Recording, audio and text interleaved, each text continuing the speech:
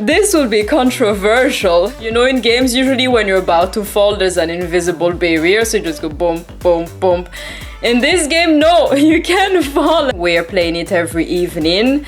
It is a fun game. I'm playing the dog, he's playing the cat. I did not like it. Straight away, I did not like it. Hello cookies, it's Siri. I am back and today I'm going to rank all the Switch games that I have played this year. They're not that many compared to a lot of other people's videos here on YouTube, but I have finished most of them, and the ones that I haven't finished, I have finished halfway through or 3/4 of it, so it's almost finished or on the way or soon to be finished in the next couple of years couple of weeks. So in front of you right now you have the different categories I'm going to put the games in. So you have masterpiece, great, good, okay, bad, terrible, and hors sujet. In French, hors sujet translates to out of topic or off topic.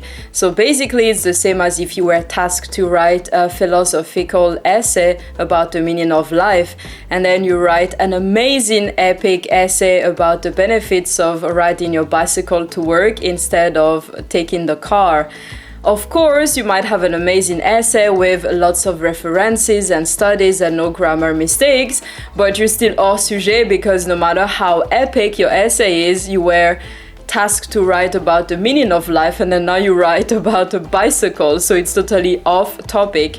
So I put hors sujet here because there are games that are usually the type of games I dislike, but I decided to give them a chance because they seemed promising. As I have mentioned many times on this channel, I dislike puzzle games, so there are puzzle games here, and I thought that I would like them, but I did not. But it would still be unfair to put them under the terrible category just because I personally did not like them. First, we're going to start with Alba. This game was one of the first games I bought on the Switch. It is a lovely game that I absolutely loved, and I played it in Spanish because I've been studying Spanish since 2017, and I wanted to play a game in Spanish that would be easy enough for me to understand and not mess up everything, but still learn a lot of Spanish.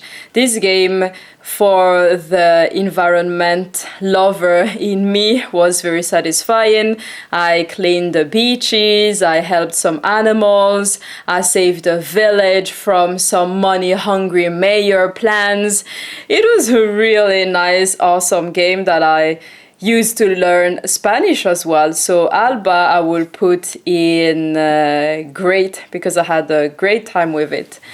Oh, the next one here I see is Animal Crossing, and you obviously see it too. This will be controversial. So hear me out. I love Animal Crossing Pocket Camp on mobile, and I have paid a lot of extras. I know you should not do that and it's useless and etc, but I was so hooked to that game, and it was the only game that managed to release my stress when starting architecture school. So I have a huge fondness towards Animal Crossing Pocket Camp, and I've also spent a lot of money as well buying extras. But Animal Crossing is a game that stresses me out. It brings out my anxiety and everything. It's just such a stressful game. I got it as a Christmas present from the boyfriend last year, and I've played it a little bit, but every time I try to play it, I get so stressed. It's really the opposite of relaxing for me. I think it's mostly the lack of direction, as in, yes, at the beginning you have some quests, but eventually I know that I will just be left there to fend for myself and figure out what to do. Then I'm thinking, I don't even know how to deal with my life and how to figure life out. Why are you asking me that in a game as well? So it doubles my anxiety in general. So I will put Animal Crossing in hors sujet, just because personally for me, I don't think it's the kind of game that I can play at the moment. It's way too stressful, but I don't think it is a terrible game either. The next game that we have is Astrologaster, that I made a review of, and you know, cookies, what I think about it, so there's no point talking too much about it. I will put it in great, because I think it's a great game. Okay, so here we have Bastion, And that's one of the boyfriend's absolute favorite games, and that's one of the reasons, well, the only reason that I got it. He has tried Vampire, which is one of my favorite games, and he found it amazing. The boyfriend keeps on playing it non-stop at the moment, and I thought I might as well try to play one of his favorite games, and Bastion was on sale last week or 2 weeks ago, so I decided to get it. I think it's okay. I did not find it as enjoyable as he did. I did not like the fact that you can just fall from the platforms. There is no invisible barrier. You know, in games, usually when you're about to fall, there's an invisible barrier, so you just go boom, boom, boom. In this game, no, you can fall, and for someone as clumsy as me, that just does not work. So that's why it's just okay. It's also way too stressful. Oh, Battle Chasers and Night War. What do we think about Battle Chasers Night War? Battle Chasers Night War is going to go into great. I love that game. I've mentioned it many times on here. It's so beautiful, and there is some grinding, but I like grinding in general, so I don't mind. Next we have Carto. So Carto is a puzzle game. I don't like puzzle games. I knew what I was getting into when I purchased it, but I was convinced because the story looked so wholesome. The visuals are totally up my alley. It's a beautiful looking game. Everything about it said this is such a nice game, but unfortunately it's a puzzle game. Do we get it? Do we not get it? I got it. And I did not like it at all. Even trying to find tips online did not help. I did not understand the tips.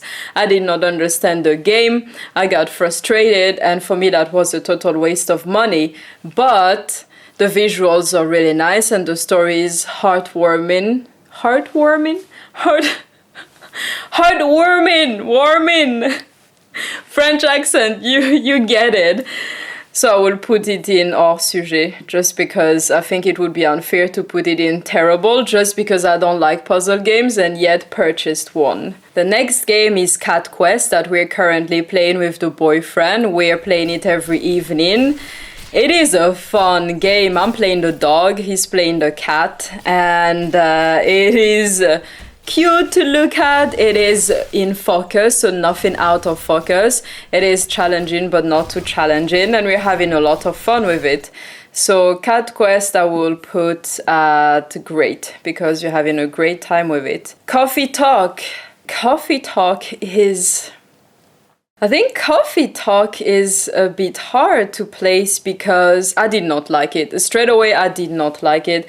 The premise was fun, but I thought I did not like the visuals of it. I did not like how to make the coffee and the drinks. I was confused.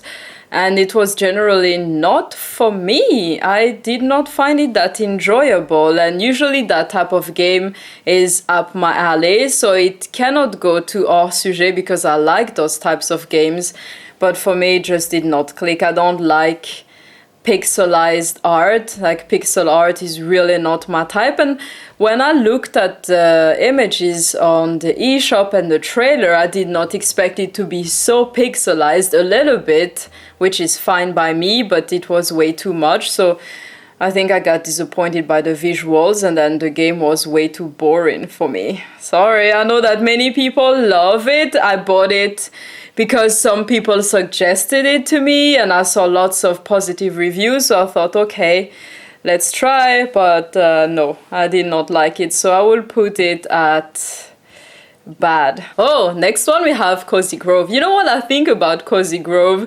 It's one of my absolute favorite games. I spent so many hours playing it. I think sometimes I thought it was repetitive, and some tasks I just thought, oh, really, do I have to do this in order to achieve this? Okay, I know already in my head what I have to do, and sometimes it feels tedious, sometimes it doesn't. I liked listening to podcasts while playing Cozy Grove because I can do both, and it's so relaxing. So it's one of my absolute favorite games. So Cozy Grove goes to great. Next we have Doubtless. Oh no, this one I will put in terrible. and I'm going to get a lot of angry people. The thing is, Doubtless played on PC, fine. Doubtless played on the Switch, no.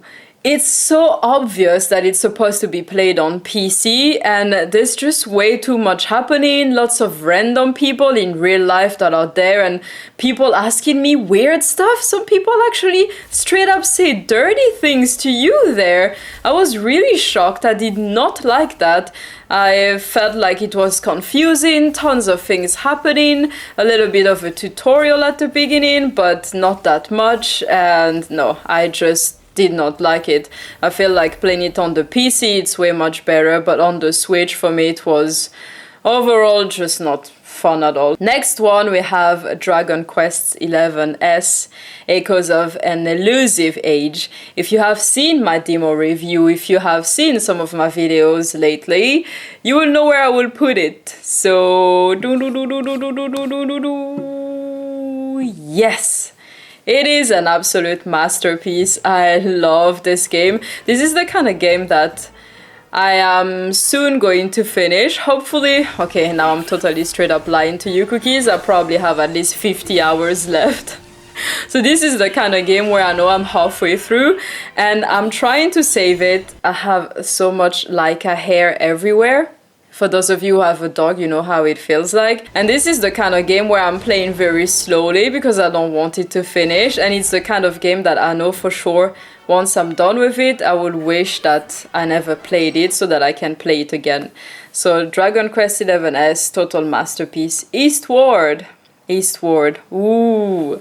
You know what I think about Eastward. An amazing game, also halfway through. The visuals initially are not really my cup of tea. I'm not that much into pixel art / tiny art in that sense, but it still won me over. I still found it beautiful, and that's the thing with me. I try to be open-minded with games. I know what I like and what I don't usually like, but I don't want to confine myself to a small bubble of no, I don't want to try anything new. So I try to try new things, and Eastward was a really pleasant surprise. I will put it at great. Technically, I think in terms of just the game itself, it's probably a masterpiece, but for me it is great because I like the ability of leveling up in games, and especially in a game like Eastward, I wish that I could have leveled up. So far I don't have that many issues with the bosses. Funny enough, I usually get scared of fighting bosses in games, but in Eastward I haven't had an issue. I think the 2 latest boss fights I had, I finished them within a couple of seconds. I don't even know why and how, and without losing any heart. I'm either super good at playing games or I got very lucky, or a mix of both. So it's not really the bosses that stress me out, but I just wish I could grind a little bit before going and fight the bosses. So that's the only thing. If I could have grinded, for me personally, it would have been a masterpiece, but it is still a great, fantastic game. Now, Famicom, Detective Club, I combined both of the releases in one, and I finished both of them. They were my second, or even maybe first huge purchase on the Switch, and I bought both of them as a bundle. Okay, bought and bought. They were a gift from the boyfriend because he knew that I was eyeing them both. And they were okay. I think I liked the visuals and I liked the story. I like detective games. I used to love Hotel Dusk Room 2-1 something. You know, for those of you who have played Hotel Dusk, you know about that series. There is another one as well that is about the same vibe on the Nintendo DS. So I love those types of games, but I think I did not like the dialogue system in Famicom Detective Club, where when you're done talking, they don't show you that you can continue now, so you can replay and be stuck on the same dialogue forever. So that was not that great, so I'll put it at it's okay. It's not that bad, but it's okay. Greek Memories of Azure. That game is fantastic. The only thing is I really don't like having to switch between different characters in games. That stresses me out way too much, and that's something that usually turns me off. I tried in Greek Memories of Azure because it is a well done game. It is beautiful, there's an interesting story. It is a nice game, but changing between characters never really worked for me, and so it made it hard to progress with the game. So I will put it at it's okay, just because I had difficulty switching. Oh, Grid Autosport. The boyfriend did not know that I liked racing games. He was totally shocked, and it was really funny because there was a weekend where I was playing Grid Autosport and a Vampire, and next to me the boyfriend was playing Animal Crossing. So Grid Autosport, I absolutely suck at it. I am so terrible. And yet, I think it's a great game. So this one is going to great, but I'm terrible. If you ever see my name online, when there's online playing, I will arrive last. It's a disaster, cookies. It is bad, but it is a fun game, so I cannot really say anything bad about it just because I suck at it. Judys Journey, that I made a review of on this channel, I think it was good. It did exactly what I wanted it to do. It had some French mistakes, but otherwise I thought it was a nice game. Not too long, not too short. I think it's the kind of game where if you see it on sale and it has been patched and you have nothing else to do, it might be good to pick up Itaria Fables. Okay, so this game I saw on the eShop before it released, and it was an instant purchase. I pre-ordered it. It was cheaper, and I also thought, how wrong could it go? I mean, RPG, cute animals, quests, whatever. It cannot be that bad. Oh no, I really don't like Itaria Fables. The mechanisms, the gameplay, the way to not level up, and nah, yeah, it just did not work for me. I think Itaria Fables is a game that I regret purchasing, and I actually watched some videos on YouTube of people explaining it, giving tips and tricks. I left some comments here and there, so I did try, you know, when there's a game like that, I try to give it as many chances as possible. So watching reviews, reading tips and tricks and everything, and put in the hours, because I don't want to just be like, nah, after 1 hour or 2 hours. But this one, no matter how many hours and how much I tried, I think the game was bad. It was not terrible, at least it was not blurry, but yeah, I did not like it. Oh, Merchant of the Skies. This game is a game that I'm currently playing almost every day. At the beginning, I did not like it because I did not understand, and I kept on losing tons of money, not making profit. I did not understand how to get some material and some things. There is a small tutorial at the beginning, but that's about it. And then you're just lost and confused. So until I understood how to actually play the game, I did not like it. I tried to go on the mode where you can already have money to begin with, and that failed miserably. But when I played the slightly difficult mode, I succeeded. Well, now I'm not done with it yet, but I've made quite a lot of money, and on difficult mode as well. So it is a great game. I love it. I think it's so relaxing, and yeah, nothing bad to say about it. Next one is Miracle Shop. I can't remember the name. I finished it this weekend on Sunday or Saturday. And this game, I will put it straight up in bad. I replayed the game 3 times because I failed the story 3 times. I don't know how to succeed and make a lot of money like they want you to make. I did not know how to get the last recipe of the dessert that I was supposed to make, and also the characters are really not likable. I did not like the main character, as in, okay, you are the main character, but there is a character in the game that you're talking to a lot, and then another one that comes, and a third one. And only the third one that you cannot see was okay. The other two were just so irritating. It's really the type of girls that I find really irritating. I could not really focus because they were so annoying.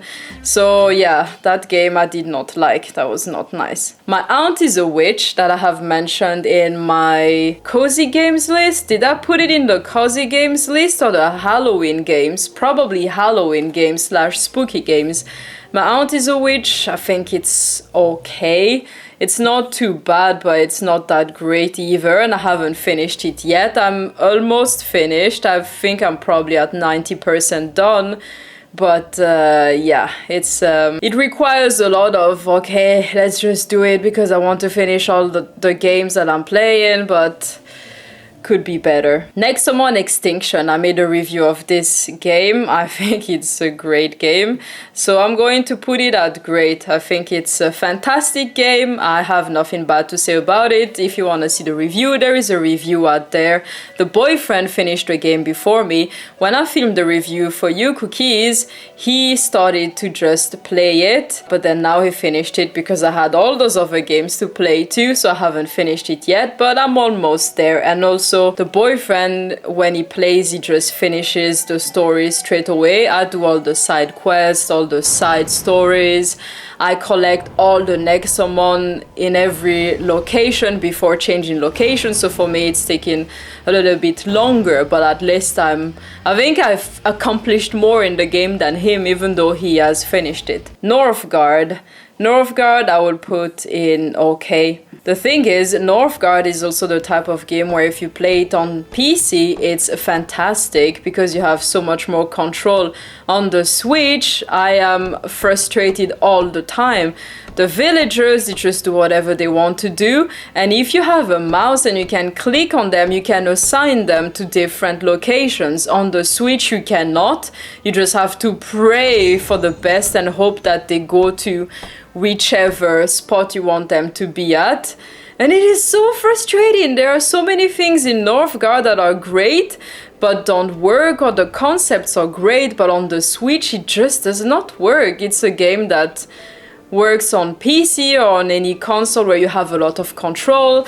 On the Switch, unfortunately, there's not enough control. I finished the first 5-6 missions, and then now I'm just like, nah. I don't like it because I cannot win the game since I cannot assign my villagers to exactly what I want them to do. Overboard is a funny game. So you killed your husband and you have to get off the boat without anyone suspecting that you did it. So you just replay the same day over and over again, and you try to convince everyone that you did not kill your husband, so you're the villain, but you try to escape, which is a fun concept. It's always nice when you get to play the villain. I played this game 12 or 13 times, as in I tried to do the story many times, and the first 5 times I really did not succeed. I did not go further past a certain point, and so the boyfriend joined in and we did it together, and together we managed to clear the game. And I think it's because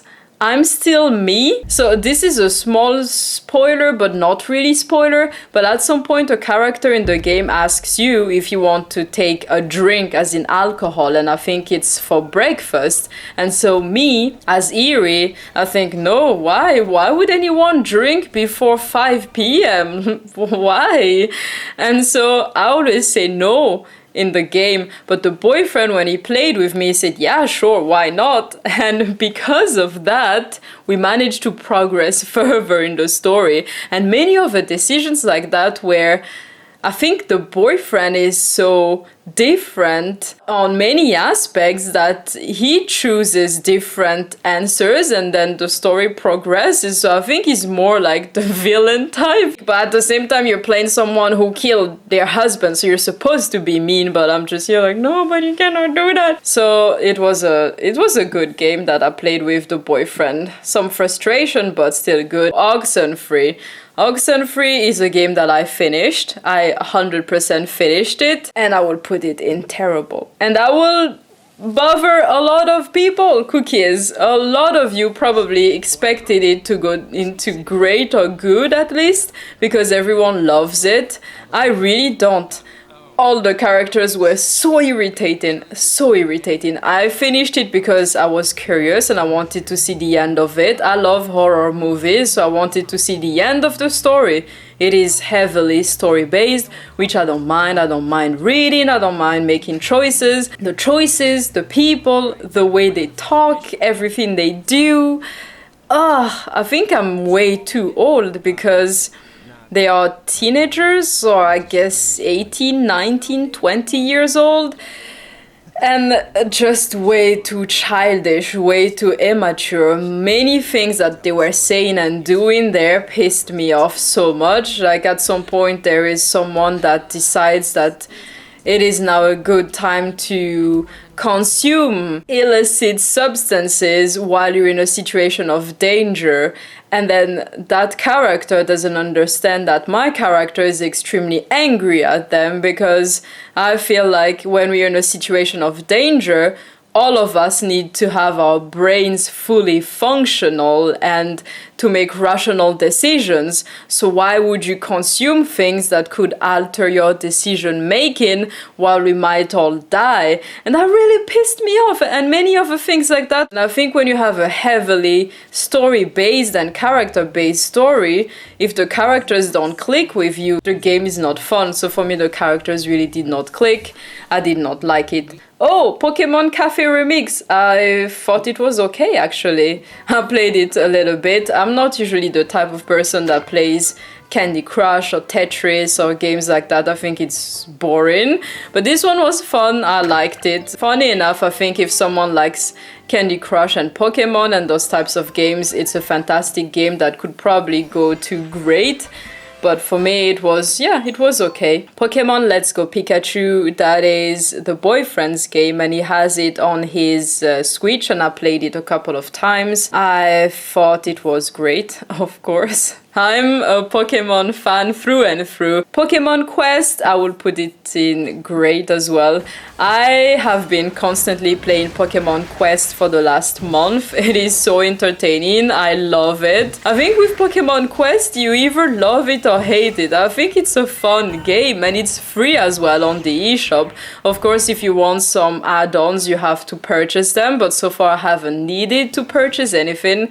So I'm really pleased with it so far. The lighting might be a bit different now. I'm using natural daylight and the sun has set. So now there is a change in lighting. The joys of filming with natural daylight. The next game is Rune King, a League of Legends story. You've seen my review, or hopefully you have. If you haven't, I'll put this game in terrible. My biggest pet peeve in any game is blurriness. I cannot deal with blurriness. If it's glitches, bugs, frame freezing and other things, I don't mind at all. I'm like, fine, you have some issues, you will be patched. But if a game is blurry, it just does not work with me. The next game is Shin Megami Tensei 5, and this game goes straight to masterpiece. Oh my god. I did not think that I could like another game after Vampire and Dragon Quest XI's Echoes of an Elusive Age. I mean, now I've mentioned Vampire, might as well just put it up here. Yes. So basically I found Vampire, thought it was amazing. And then I found Dragon Quest XI's and found it amazing. And then Shin Megami Tensei 5, it is so great. So Vampire and Shin Megami Tensei 5 are epic games. I love those games. I think they're just so much fun. And to me, those are masterpieces. Those are just amazing. Civilization 6. I love Age of Empires. I have played all of them before the before the Switch, because you don't have Age of Empire on the Switch, but you have them on Nintendo DS. So I have played them up until Nintendo DS. Absolutely love them. So when I saw Civilization 6 and the whole bundle, the most expensive bundle, I purchased it, and I have tried multiple hours to play the game and to try to understand it. I don't understand the game. I don't know how it works. I don't understand how to start playing the game. There is a tutorial and you have lots of videos on YouTube, but still it's not helping me. That was a waste of money, especially since little old me decided that she wanted the huge bundle with everything, because how bad could it be? It seems like an amazing game. So I'll put it in hors sujet. Just because I did not manage to play it, I cannot really say that it sucks or it's that great. Sky Children of the Light, I think, is that what it's called? Right now I cannot see, it's very small. So that game I will put it in bad. I did not like it. It made me seasick, actually. I got motion sickness. And there were lots of random people that I don't know in real life that are also currently playing, that tried to take my hand, did not want to release me, made me fly to weird locations, and were just trying to mess up my game. I did not like that. That's one of the things I don't like with games where you can have lots of players from all over the world at the same time playing with you there. They can just decide to mess up with your flow and with your game and be really nasty. Spiritfarer, I will put it in... Everybody's waiting for me now because everyone loves this game. I will put it in...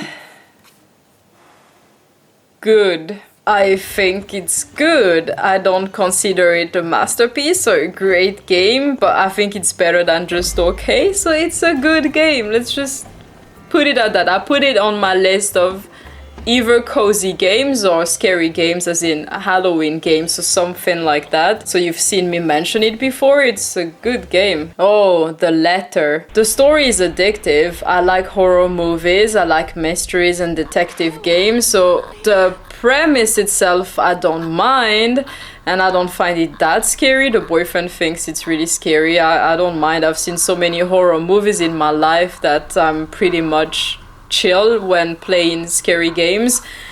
But the characters... The only character that I liked is the friendly guy that is a filmmaker with dreadlocks. He's the only character that I think is palatable. Everyone else is just so irritating. I cannot really put it in terrible because I'm still playing it and I'm going to play until the end, so clearly there's something in it that is still making me want to play. But the characters are just really irritating and I can't wait until I'm done playing it, so I'll put it in bad. If the characters had been a little bit nicer, a little bit less irritating, it would have gone, I think, to at least good, if not great. Next one. Werewolf, the Apocalypse Heart of the Forest. I've talked about this game so many times. You know so much about it. I put it in great. Yes, you cookies know that I like that game. I think it's a great game. Quite aggressive, quite bloody, but it's great. And the last one we have is Yonder, blah blah blah. I can't remember what it's called and I can't see here and I cannot bother. I put it in terrible. This game is such a disappointment. This game is blurry. And those are the games I have finished playing this year. There are a few more that I will be getting before the end of the year, so they will not unfortunately make this list on time. But I will keep you updated about them. There is one called Witchcraft or Witch Village or Witch something that will be released on the 27th of December that I will probably be getting as soon as it is released. I hope you cookies enjoyed this video. If you did, please leave me a thumbs up and subscribe if you don't want to miss the upcoming videos.